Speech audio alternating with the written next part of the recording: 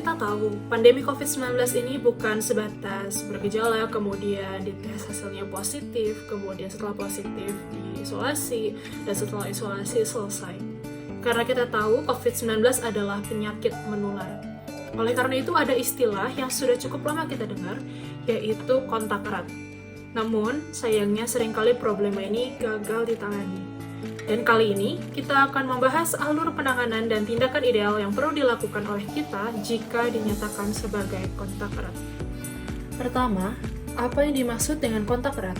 Sesuai dengan namanya, kontak berarti ada kontak dengan orang yang positif COVID-19 dan dinyatakan kontak erat jika kita memiliki riwayat dari beberapa kriteria.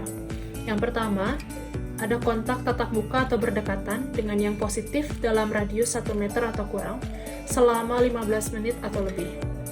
Atau, kita ada kontak fisik secara langsung seperti berjabat tangan, berpelukan, dan sebagainya. Atau, kita merawat secara langsung kasus konfirmasi atau yang positif tanpa menggunakan alat pelindung diri sesuai dengan standar.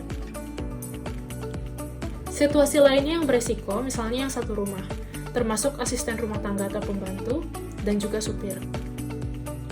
Risiko lain juga di kunjungan keluarga atau kerabat, atau di lingkungan sekitar misalnya tetangga, teman kerja atau sekolah, di restoran atau warung kopi, dan di tempat ibadah termasuk pertemuan keagamaan. Risiko lainnya jika kita memiliki riwayat perjalanan dari wilayah lain, bahkan di transportasinya seperti di pesawat, kereta api, bis, taksi, dan angkutan umum. Oleh karena itu, jika kita ada riwayat perjalanan dari wilayah lain, lebih baik jika kita lapor kepada Satgas Kelurahan. Selain itu, acara-acara seperti pernikahan, melayat orang meninggal, dan pertemuan di masyarakat lainnya menjadi faktor dari kontak erat. Tapi, kenapa sih kita perlu repot-repot mengurus kontak erat? Kenapa sih kita perlu melacak mereka? Karena kasus terkonfirmasi dapat menular 2 hari sebelum timbul gejala hingga 14 hari setelah timbul gejala. Sehingga, langkah pelacakan kasus atau tracing ini dilakukan untuk menemukan kasus sejak dini dan mendukung pemutusan rantai penularan. Oleh karena itu, jika kita sudah bersatu sebagai kontak erat, maka segera langsung melakukan karantina mandiri. Alur karantina mandiri terdapat 2 opsi. Yang pertama, lakukan karantina mandiri dengan tes, yaitu entry test dan exit test. Entry test atau tes awal dilakukan langsung saat mengetahui status kontak erat, sedangkan exit test atau tes akhir dilakukan berjarak 5 hari setelah entry test. Namun, jika memang ada kendala untuk melakukan tes, seperti kendala biaya dan fasilitas, maka ibu bapak saudara semua dapat melakukan karantina selama 14 hari tanpa testing. Cara melakukan karantina sendiri sama seperti isoman ya saudara semua, hanya berbeda penggunaan istilah saja. Dan itulah alur penanganan dari kontak erat. Memang terlihat ngejelimet, menyebalkan, dan cukup repot untuk kita.